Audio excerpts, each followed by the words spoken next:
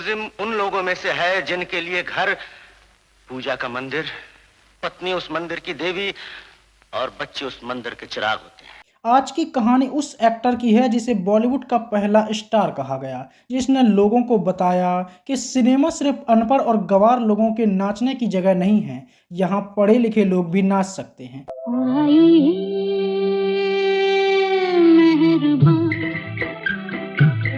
तो हम बात कर रहे हैं बॉलीवुड के पहले कुमार दादा मुनि यानी कि अशोक कुमार की। देख के तेरी नजर बेकरार हो गई। आखिर कैसे लॉ की पढ़ाई करने वाला 21 साल का लड़का कॉलेज की फीस से बंबई पहुंचा, और क्यों सिर्फ उनकी मूवी का नाम सुनकर उनके माँ बाप ने उनसे सारे रिश्ते खत्म कर लिए थे। अशोक कुमार दादा मुनि कैसे बने? दिल अभी पूरी तरह टूटा नहीं, दोस्तों की मेहरबानी चाहिए। ऐसा क्या हुआ था कि अशोक कुमार को अपने जन्मदिन से ही नफरत हो गई थी? अशोक कुमार और किशोर कुमार में क्या रिश्ता था? आखिर क्यों उन्हें भारतीय सिनेमा का सबसे महान एक्टर कहा जाता है? अशोक कुमार की मौत का सच क्या था? अशोक कुमार के बच्चे आजकल कहाँ हैं? जानेंगे बॉलीवुड के दादा मुनि की अनसुनी कहानी। तो चलिए शुरू करते हैं। वो कौन है जो आकर ख्वाबों पे छा गया है?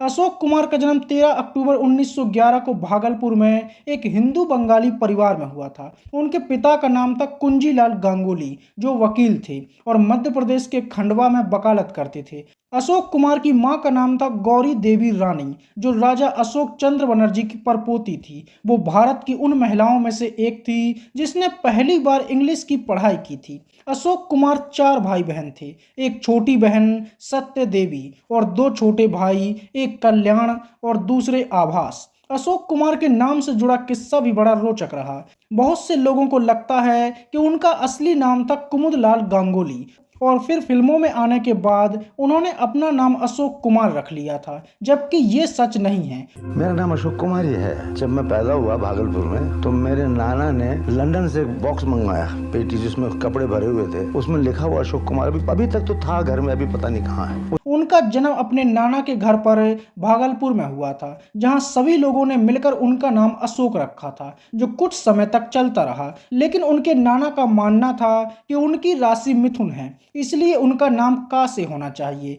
तो अशोक कुमार के नाना ने उनका नाम काशी विश्वेश्वर रख दिया था। ये नाम भी काफी दिनों तक चलता रहा, लेकिन ये नाम बड़ा था और अशोक कुमार के पिता को ये नाम पसंद नहीं था, तो उनके पिता ने ये नाम बदलने की भी सोच ली। उनके पिता का मानना था कि सभी के नाम का से होने चाहिए, इसलिए उन्होंने अपने तीनों लड़कों के नाम का अक्षर से ही रखे, और फिर अशोक कुमार को नाम मिला कुमुदलाल गांगुली। लेकिन अभी भी उन्हें प्यार से अशोक ही बुलाया जाता था, और इस तरह कुमुदलाल गांगुली उनका स्कूली नाम रखा गया, जो कागजों पर रहा, और अशोक कुमार उनका निक नेम बन गया, और आगे चलकर वो इसी नाम से मशहूर हुए।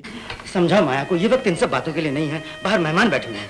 उनके 2 भाई, एक का नाम कल्याण गांगुली, जिसे बाद में अनूप कुमार के नाम से जाना गया, और दूसरे का नाम किशोर गांगुली रखा गया, जिसे दुनिया आज किशोर कुमार के नाम से जानती है। मतलब किशोर कुमार अशोक कुमार के छोटे भाई ही थे। लेकिन तुम्हें दोबारा आने की जरूरत क्या थी? आपका ख्याल ठीक है हुजूर। भला मेरा आपसे क्या वास्ता है जो मैं यहाँ रोज रोज आऊं?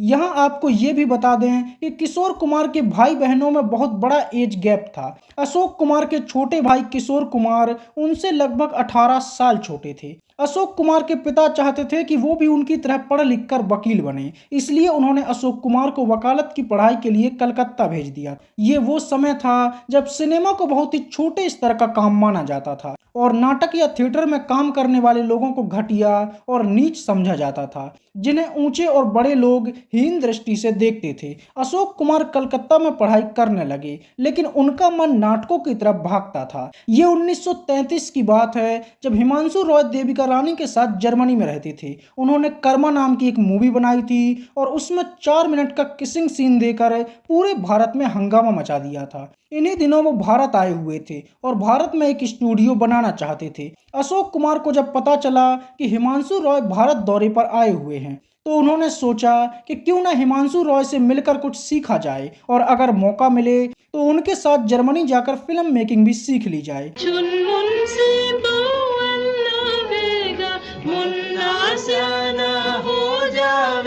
उन्होंने कलकत्ता से ही अपने जीजा यानी कि शशिधर मुखर्जी को चिट्ठी लिखी। शशिधर मुखर्जी वही थे जो आगे चलकर एक बड़े फिल्म मेकर बने और उन्होंने ही फिल्मालय स्टूडियो की स्थापना की थी। और एक्ट्रेस तनुजा, नूतन, जॉय मुखर्जी, रानी मुखर्जी और काजोल ये सभी उन्हीं के परिवार के लोग हैं। और वो अशोक कुमार के जीजा जी थे जो उस समय बम्बई में ही रहते थे। उन्होंने अशोक कुमार का पत्र पढ़ा और उन्हें तुरंत बम्बई आने के लिए कह दिया। अशोक कुमार के पिता ने इसी समय उन्हें एग्जाम की फीस भरने के लिए पैसे भेजे थे, तो अशोक कुमार ने फीस नहीं भरी बल्कि वो फीस के पैसों से टिकट खरीदकर बम्बई पहुंच गए। ये वो दौर था जब फिल्मों में काम करने के नाम से ही पढ़े लिखे और समझदार लोग दूर भागते थे, क्योंकि उन्हें लगता था कि ये गवार और नचनियों का काम है। ले लो जी हमारे गुब्बारे प्यारे प्यारे, ये धरती के फूल गगन के हैं तारे। जब अशोक कुमार हिमांशु रॉय से मिले तो हिमांशु रॉय को बहुत खुशी हुई कि कोई लॉ की पढ़ाई करने वाला छात्र खुद उनसे मिलने आया है और फिल्म मेकिंग भी सीखना चाहता है। तो उनका स्क्रीन टेस्ट लिया गया। अशोक कुमार ने एक गाना गाकर सुनाया था। हिमांशु रॉय के साथ एक जर्मनी फिल्म मेकर भी आए थे जिसका नाम था फ्रॉन्ज ओस्टन। उसने अशोक कुमार को देखा और उसे अशोक कुमार कुछ खास पसंद नहीं आए, इसलिए उसने अशोक कुमार को वापस कलकत्ता जाने के लिए कह दिया। लेकिन हिमांशु रॉय ने कहा कि ये अच्छा लड़का है तो इसे रख लेते हैं, और इस तरह से अशोक कुमार को लेबोरेटरी में काम मिल गया। अशोक कुमार ने जिस घर की सीढ़ियों पर बैठकर अपना ऑडिशन दिया था, मतलब जहां वो पहली बार हिमांशु रॉय से मिले थे, उसी जगह पर हिमांशु रॉय ने बम्बई टॉकीज बनाया और उसी टॉकीज में अशोक कुमार लेबोरेटरी में काम करने लगे। मुझे सिर्फ तुम्हारे आराम और तंदुरुस्ती का ख्याल था। उनका काम फिल्म की रील साफ करना और एडिटिंग करने का होता था, और इस तरह अशोक कुमार अपने माँ बाप को बिना बताए बम्बई टॉकीज में काम करने लगे। हिमांशु रॉय ने अपनी पत्नी देविका रानी के साथ मिलकर बम्बई टॉकीज बनाया और उसे चलाने लगे। हिमांशु रॉय अपनी पत्नी देविका रानी को ही अपनी फिल्मों की हीरोइन बनाते थे। 1936 में एक मूवी बन रही थी जिसका नाम था जीवन नैया, जिसके हीरो थे नजमुल हसन और हीरोइन थी देविका रानी। लेकिन मूवी की शूटिंग के समय ही हीरो हीरोइन को सच में प्यार हो गया और देविका रानी हीरो के साथ भाग गई और जीवन नैया की नैया बीच में ही अटक गई। हिमांशु रॉय को बहुत बड़ा धक्का लगा कि उनकी पत्नी और बम्बई टॉकीज की मालकिन फिल्म के हीरो के साथ ही भाग गई है। उन्होंने देविका रानी को बहुत समझाया कि जीवन नैया मूवी पूरी करवा दो, फिर तुम्हें जहां जाना हो जाओ, मैं तुम्हें नहीं रोकूंगा। देविका रानी मान गई, लेकिन हिमांशु रॉय ने नजमुल हसन को दोबारा हीरो नहीं लिया और फिर मूवी के लिए नए चेहरे की तलाश शुरू हुई। हिमांशु रॉय को जब कोई नहीं मिला तो उन्होंने लैब में काम करने वाले अशोक कुमार को ही हीरो बनाने का फैसला कर लिया। लेकिन अशोक कुमार ने मना कर दिया, क्योंकि इस समय तक अशोक के माँ बाप को पता चल चुका था कि वो फिल्मों में काम कर रहे हैं और अपनी पढ़ाई लिखाई छोड़कर बम्बई पहुंच गए हैं। ये सुनकर अशोक कुमार की जहां शादी होने वाली थी, उन्होंने उनसे रिश्ता तोड़ लिया था और कोई भी उनके घर पर रिश्ता लेकर नहीं आ रहा था। माया, इस वक्त अगर तुम दीदी समझाओ माया को, ये वक्त इन सब बातों के लिए नहीं है। बाहर मेहमान बैठे हैं, मैं जाता हूँ, तुम माया को साथ ले आओ। जिससे अशोक कुमार के घर वाले भी दुखी रहने लगे थे। हर कोई उनसे दूरी बनाने लगा था और उनके घर वालों को अलग नज़र से देखने लगा था। और जब उनके घर वाले बहुत परेशान रहने लगे तो अशोक कुमार ने घर पर बता दिया कि वो मूवीज़ में काम नहीं करते हैं, बल्कि टेक्नीशियन का काम करते हैं और कभी भी फिल्मों में काम नहीं करेंगे। लेकिन अब हिमांशु रॉय जिद पर अड़ गए थे कि तुम मूवी के हीरो बन जाओ। अशोक कुमार नहीं माने तो हिमांशु रॉय ने कह दिया कि ठीक है, सिर्फ इस मूवी में काम कर लो और जीवन नैया की नैया पार लगवा दो, फिर दोबारा कभी मूवीज में काम नहीं करना। तो इस तरह अशोक कुमार तैयार हुए और मूवी के हीरो बन गए। हेलो हेलो, तुम किसे चाहते? तुम्हें हेलो, एक फूल तुम्हें प्रिय भेजा था, आँखों से उसको लगा लिया, वो फूल मेरे हृदय का था, तो मन मंदिर में चढ़ा दिया। जीवन नैया की शूटिंग जैसे ही शुरू हुई तो अशोक कुमार के घर वाले फिर से परेशान हो गए। पिता इतना गुस्सा हुए कि अचानक से उन्होंने अशोक कुमार को घर पर बुला लिया और बिना उनसे पूछे उनकी शादी तय कर दी। मेरी शादी अचानक हो गई। तुमसे कहा था ना मैंने कि मैं फिल्म में जब आया तो शादियां टूटने लगी। जहां भी शादियों के बारे में बात हो टूट जाए, क्योंकि लड़का फिल्म में है। एक दिन क्या हुआ कि मेरे पास टेलीग्राम आया मेरे फादर का कि कम इमीडिएटली टू खंडवा। और उनसे कह दिया कि जहां भी जाना है, जो भी करना है, शादी के बाद करना और अपनी पत्नी को हमेशा अपने साथ रखना। मतलब 1936 में 20 अप्रैल को अशोक कुमार की शादी हुई थी और 2 मई को जीवन नैया मूवी रिलीज हुई थी। हमारा प्रेम इस जन्म का नहीं, जन्म जन्मांतर का है। जब ये मूवी आई तो हर कोई अशोक कुमार की तारीफ करने लगा और जो अशोक कुमार ये सोच रहे थे कि वो आगे दूसरी मूवी में काम नहीं करेंगे, उन्हें तारीफें इतनी पसंद आने लगीं कि उन्होंने अगली मूवी जन्मभूमि के लिए भी हाँ कर दी। अशोक कुमार की जन्मभूमि भारतीय सिनेमा की पहली देशभक्ति वाली मूवी थी और इस मूवी का गाना जय जय जननी जन्मभूमि बॉलीवुड का पहला देशभक्ति गीत था। जय जय जननी जन्मभूमि हम बालक हैं। इस मूवी ने भी अशोक कुमार को खूब पहचान दिलाई और हर कोई उन्हें एक हीरो के तौर पर देखने लगा। और फिर आई एक ऐसी मूवी जिसने न सिर्फ अशोक कुमार को बल्कि देविका रानी को भी अमर कर दिया। मूवी का नाम था अछूत कन्या। मैं बन का पंछी बन के संग संग डोलूं रे। तैने कस्तूरी के हाथ का खाना खाया है? ये खाना तो अच्छा बना लेती है माँ। जो पूछती हूँ उसका जवाब दे।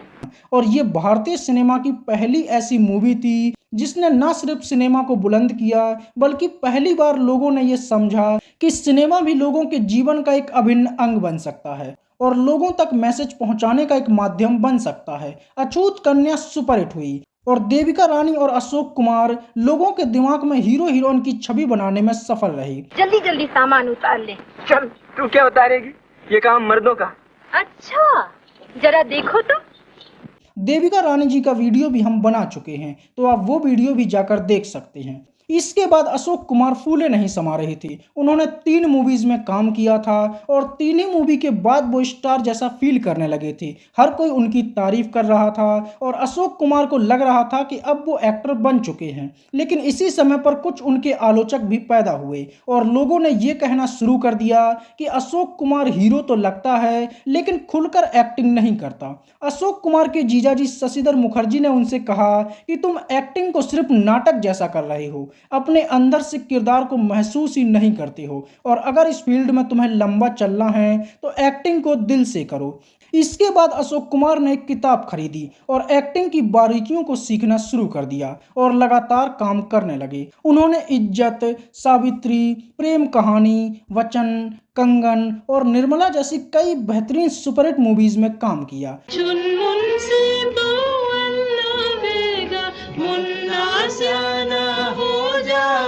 और 40 के ही दशक में यानी कि आज़ादी से पहले ही अशोक कुमार स्टार बन गए थे।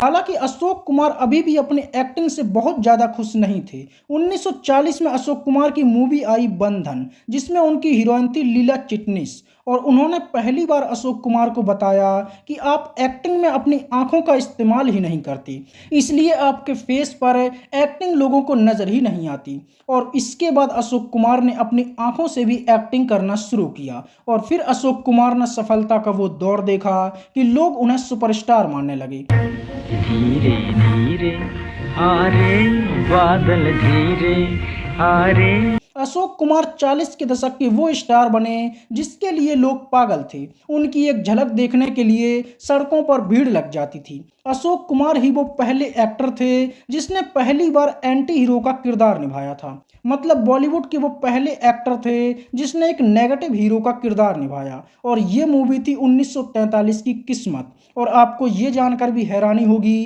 कि अशोक कुमार की किस्मत वो मूवी थी जिसने 1943 में 1 करोड़ रुपए कमाकर इतिहास रच दिया था और किस्मत 1 साल तक थिएटर में चलने वाली पहली बॉलीवुड की मूवी बनी, जिसका रिकॉर्ड 1975 तक भी कोई मूवी नहीं तोड़ पाई थी।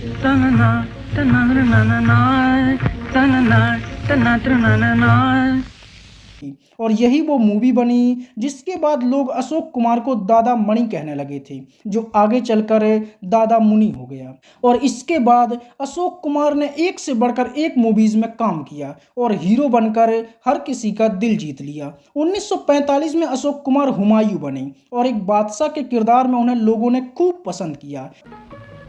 कौन हो गुस्ताख तुम? खुदा का सीधा साधा बंदा। ये वो समय था जब हिमांशु रॉय की मौत हो चुकी थी और बम्बई टॉकीज की मालकिन देविका रानी बन चुकी थी जो उसे संभाल रही थी। लेकिन धीरे धीरे अशोक कुमार के साथ देविका रानी की अनबन होने लगी और अशोक कुमार ने बम्बई टॉकीज को छोड़ दिया और खुद का स्टूडियो बना लिया जिसका नाम फिल्मिस्तान रखा गया। लेकिन इसके बाद देविका रानी धीरे धीरे फिल्मों से दूर होने लगी और बम्बई टॉकीज से भी उनका मन भरने लगा था। और इससे भी बड़ी बात तब हुई जब अशोक कुमार ने देविका रानी से बम्बई टॉकीज के सारे शेयर खरीद लिए और बम्बई टॉकीज पूरी तरह से बंद हो गया। और फिर इसी टॉकीज से बॉलीवुड को राज कपूर और दिलीप कुमार जैसे लीजेंड मिले। इसके बाद भी उत्तरा अभिमन्यु, शिकारी, 8 दिन, साजन, पद्मिनी और महल जैसी बेहतरीन मूवीज में अशोक कुमार ने काम किया। महल बॉलीवुड की पहली हॉरर मूवी थी जिसमें अशोक कुमार की हीरोइन बनी थी मधुबाला और इसी मूवी से सही मायनों में मधुबाला को भी पहचान मिली थी। देख के तेरी नजर बेकरार हो गई। अशोक कुमार ने नरगिस, नूतन, मधुबाला, नालिनी जयवंत जैसी कई बड़ी हीरोइन के साथ लीड रोल में काम किया और लगभग 50 से भी ज्यादा सोलो हिट और सुपरहिट मूवीज दी। सिर्फ 1950 में ही अशोक कुमार ने एक के बाद एक कई सुपरहिट मूवीज दी जिनमें संग्राम, समाधि, निशाना, मसाल और खिलाड़ी जैसी एक से बढ़कर एक मूवीज शामिल रहीं। मोहब्बत का हाथ, जवानी का पल्ला, सुभान अल्लाह बाबू सुभान अल्लाह। 1951 में अफसाना आई और ये मूवी भी सुपरहिट रही। 1952 में अशोक कुमार ने मीना कुमारी और देवानंद के साथ काम किया और इस मूवी में भी उनका जलवा अलग ही झलका। खाली पीली काहे को अखा दिन बैठ के बम मारता है खाली पीली। 1952 में ही अशोक कुमार ने लगभग 10 से भी ज्यादा मूवीज में काम किया और सभी हिट रहीं। उन्हीं में से एक थी नवबहार जिसमें उन्होंने एक अंधे आदमी का किरदार निभाया और उनकी एक्टिंग देखकर लोगों ने मान लिया कि वो सच में भारतीय सिनेमा के दादा मुनि हैं। इसके बाद भी कई बेहतरीन मूवीज आईं। 1955 में अशोक कुमार मीना कुमारी के साथ बंदिश लेकर आए और बंदिश भी बॉलीवुड की एक यादगार मूवी बनी। अशोक कुमार ने मीना कुमारी के साथ भी सबसे ज्यादा फिल्मों में काम किया और दोनों की जोड़ी भी पर्दे पर खूब जमी। सपनों की दुनिया में सो रही थी मैं, सो रही थी मैं। 1956 में अशोक कुमार ने अपने भाई किशोर कुमार के साथ एक मूवी में काम किया और असली भाई भाई मूवी में भी भाई भाई बने और मूवी का नाम भी भाई भाई था। भाई वाह! और ये वो समय था जब निरूपा रॉय यानी कि अमिताभ बच्चन की फिल्मी मां बॉलीवुड में एक खूबसूरत हीरोइन के तौर पर जानी जाती थी। इन पर हाथ उठाने से पहले तुम्हें मेरा खात्मा करना होगा। हट जाओ भाभी। हाँ, मैं इतने महीनों तुमने मेरी इस तरह रक्षा की जैसे कि कोई अपनी माँ की रक्षा करता हो। 1957 में मधुबाला फिर से अशोक कुमार की हीरोइन बनी। मूवी आई 1 साल और ये मूवी आज भी एक कल्ट क्लासिक मूवी मानी जाती है जिसमें मधुबाला की खूबसूरती के तो क्या ही कहने थे। शौक से लीजिए इश्क की इम्तिहान। इसके बाद भी अशोक कुमार की लाइट हाउस, सितारों से आगे, नाइट क्लब, सोने की चिड़िया जैसी कुछ बेहतरीन मूवीज आईं। 1958 में आई चलती का नाम गाड़ी जिसमें मधुबाला और किशोर कुमार की जोड़ी ने हर किसी का दिल जीत लिया था। हाल कैसा है जनाब का, क्या ख्याल है आपका, एक लड़की भीगी भागी से सोती रातों में। इस मूवी को भी बॉलीवुड की कल्ट क्लासिक मूवी माना जाता है और बहुत कम लोग ये जानते होंगे कि इस मूवी में अशोक कुमार अपने दोनों भाइयों के साथ नजर आए थे। मतलब तीनों भाइयों ने एक ही मूवी में काम किया था। यहाँ चलती को गाड़ी कहते हैं प्यारे बम बम बम। ये वो दौर था जब दिलीप कुमार, राज कपूर, राजकुमार, देवानंद जैसे बड़े बड़े स्टार भी बॉलीवुड में अपना कदम रख चुके थे और अपना अच्छा मुकाम भी बना चुके थे। लेकिन इसके बावजूद भी अशोक कुमार पर किसी का कोई फर्क नहीं पड़ता था और वो अब भी एक स्टार बनकर सब पर भारी पड़ रहे थे। इसी समय उनकी एक ऐसी मूवी आई जिसने तहलका मचा दिया। मूवी का नाम था हावड़ा ब्रिज और एक बार फिर से उन्होंने मधुबाला के साथ मिलकर जो जलवा बिखेरा तो लोग उनके कायल हो गए। क्या कर डाला तूने, दिल तेरा हो गया, हंसी हंसी में जालिम दिल मेरा खो गया। अशोक कुमार और मधुबाला की ये मूवी भी सुपरहिट रही, जिसे आज भी लोग याद करते हैं, और मूवी के गाने भी लाजवाब थे। इसके बाद भी बाप बेटे, कानून, मासूम, कल्पना और राखी जैसी एक से बढ़कर एक मूवीज में अशोक कुमार ने काम किया। धागों का त्योहार, राखी धागों का त्योहार। अशोक कुमार ने वो दौर देखा जब हर बड़ा डायरेक्टर और बड़ा सुपरस्टार उनके सामने झुककर सलाम करता था, और उनका नाम अशोक कुमार इतना बड़ा हुआ कि लोग कुमार सरनेम को ही सुपरस्टार की पहचान मानने लगे थे, और हर कोई अपने नाम के पीछे कुमार जोड़ने लगा था। जैसे यूसुफ खान ने अपना नाम बदलकर दिलीप कुमार कर लिया था, शीतल बटबयाल ने अपना नाम बदलकर प्रदीप कुमार कर लिया था, हरि कृष्ण गिरी ने अपना नाम बदलकर मनोज कुमार कर लिया था, और कुलभूषण पंडित बन गए थे राजकुमार। मतलब इससे आप अंदाजा लगा सकते हैं कि उस दौर में अशोक कुमार का क्या रुतबा रहा होगा। लोग उन्हें प्यार से सिनेमा का दादा मुनि कहने लगे थे, और सिर्फ उनके साथ एक सीन में आने के लिए बड़े से बड़ा स्टार किसी भी हद तक जाने के लिए तैयार हो जाता था। फिर धीरे धीरे अशोक कुमार की उम्र ढलने लगी और वो चार्मिंग हीरो नहीं रहे, तो दूसरे हीरो के साथ वो सेकंड लीड में काम करने लगे। जैसे 1963 की गुमराह, जिसमें उन्होंने सुनील दत्त और माला सिन्हा के साथ काम किया, नूतन और धर्मेंद्र के साथ बंदनी में काम किया, राजेंद्र कुमार के साथ आई मेरे महबूब, और ये ऐसी मूवीज थी जिनमें अशोक कुमार सेकंड हीरो थे, लेकिन फिर भी वो मेन हीरो पर भारी पड़ते थे। शैतान का भी स्वागत कर सकता हूँ, क्योंकि उसका एक उद्देश्य है। जैसों को मैं समझ सकता हूँ, मैं बर्दाश्त कर सकता हूँ। You get out from here. इसके बाद भी कई मूवीज आती रहीं। 1968 में अशोक कुमार ने पहली बार एक बुजुर्ग आदमी का किरदार निभाया था। मूवी आई आशीर्वाद, जिसमें उनके किरदार की लोगों ने खूब तारीफ की, और उन पर फिल्माया गया ये गाना, रेलगाड़ी रेलगाड़ी छुक छुक छुक छुक छुक छुक छुक, बीच वाले स्टेशन बोले रुक रुक रुक रुक रुक रुक, आज भी बच्चे सुनते हैं, जिसे बॉलीवुड का पहला रैप सॉन्ग भी कह सकते हैं। बालू रेत आलू के खेत, बाजरा धान, बुड्ढा किसान, हरा मैदान, मंदिर मकान, चाय की दुकान। जैसे जैसे समय निकलने लगा तो अशोक कुमार का रोल भी मूवीज में छोटा होने लगा। वो एक सपोर्टिंग किरदार में नजर आने लगे, और फिर तो ऐसा समय आया कि अशोक कुमार बॉलीवुड की हर दूसरी मूवी में नजर आने लगे थे। फिर चाहे हीरो कोई भी हो, अशोक कुमार सपोर्टिंग किरदार में नजर आ ही जाते थे। उस समय की कोई भी बड़ी सुपरहिट मूवी बिना अशोक कुमार के होती ही नहीं थी, और हर बड़े स्टार के वो पिता और भाई भी बनने लगे थे। फिर चाहे राजेश खन्ना की आराधना हो, धर्मेंद्र की सत्यकाम रही हो, मनोज कुमार की पूर्व पश्चिम रही हो, राजकुमार की पाकीज़ा रही हो, हेमा मालिनी की ड्रीम गर्ल हो, और भी कई मूवीज में अशोक कुमार ने सपोर्टिंग किरदार निभाए। मिस्टर इंडिया में भी अशोक कुमार ने काम किया था, जो अनिल कपूर को मिस्टर इंडिया बनाते हैं। उन्होंने एक गैजेट बनाई थी, जिसे हाथ पर बांध लो और बटन ऑन कर दो तो आदमी दिखाई नहीं देगा। इंसान दिखाई नहीं देगा? अशोक कुमार ने लगभग 300 से भी ज़्यादा फिल्मों में काम किया, जिनमें 250 से ज़्यादा फिल्मों में उन्होंने केवल सपोर्टिंग किरदार ही निभाए। अशोक कुमार ने अपने आखिरी समय तक काम किया और छोटे से छोटा किरदार निभाया। अशोक कुमार ने आखिरी बार 1997 में आई मूवी आंखों में तुम हो में काम किया था। अशोक कुमार ने इतना काम किया कि उनका नाम Guinness book of world record में भी शामिल हुआ। ये बताएगा नहीं, कुमार जिंदगी भर मेरा तेजा जैसे लोगों से वास्ता पड़ा है। I know the type. कितनी कोशिश।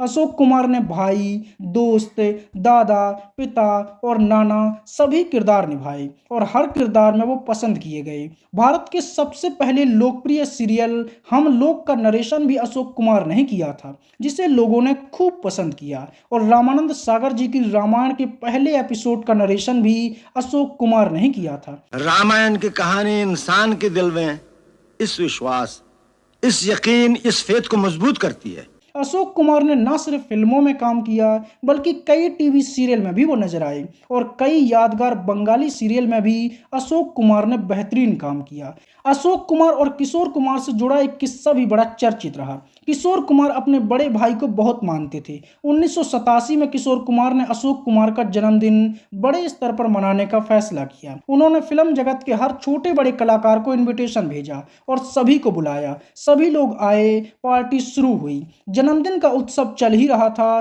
कि अचानक से खबर आई कि किशोर कुमार की हार्ट अटैक से मौत हो गई है और एक ही पल में अशोक कुमार का जश्न मातम में बदल गया। इस घटना से अशोक कुमार सदमे में चले गए और उन्हें किशोर कुमार के जाने का इतना दुख हुआ कि इसके बाद अशोक कुमार ने कभी भी अपना जन्मदिन नहीं मनाया और उन्हें अपने जन्मदिन से ही नफरत हो गई।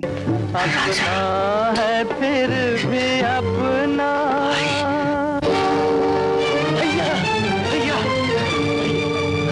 अशोक कुमार की शादी 1936 में शोभा देवी से हुई थी। उनके माता पिता ने उनकी शादी करवाई थी। अशोक कुमार अपनी पत्नी से बहुत प्रेम करते थे और जिंदगी भर करते रहे। जब उनकी शादी के 50 साल होने वाले थे तो वो बहुत खुश थे और अपनी पत्नी के साथ 50वीं एनिवर्सरी मनाने की तैयारी कर रहे थे। वो इसे बड़े स्तर पर मनाना चाहते थे और खूब तैयारी की गई। सबको इन्विटेशन दिया गया, लेकिन अफसोस की बात ये रही कि अशोक कुमार की पत्नी ये सालगिरह नहीं मना पाई और एनिवर्सरी के 4 दिन पहले ही 1986 को अशोक कुमार की पत्नी ये दुनिया छोड़कर चली गई और अशोक कुमार का जश्न मातम में बदल गया। उसने बहुत जिंदा रहने की कोशिश की, सबको बोला कि मेरे को जिंदा कर दो, मैं पार्टी अटेंड करके तब मरूंगी।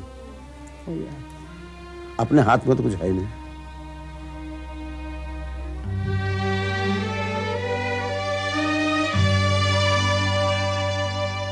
अशोक कुमार के 4 बच्चे हुए। 3 बेटियां भारती, रूपा और प्रीति थी। सभी ने एक्ट्रेस बनने की कोशिश की, लेकिन कुछ खास सफल नहीं हो पाई तो अलग अलग क्षेत्रों में अपनी पहचान बना ली। एक बेटा हुआ जिसका नाम था अरूप कुमार गांगुली, जिसने 1962 में ही एक मूवी से सीधे हीरो के तौर पर बॉलीवुड में कदम रखा था, लेकिन ये मूवी बुरी तरह से फ्लॉप हुई और फिर दोबारा कभी भी उन्होंने फिल्मों में काम नहीं किया और फिर कॉर्पोरेट बिजनेस में अपना नाम बनाया। अशोक कुमार बॉलीवुड के वो स्टार रहे जिसका हर कोई फैन था।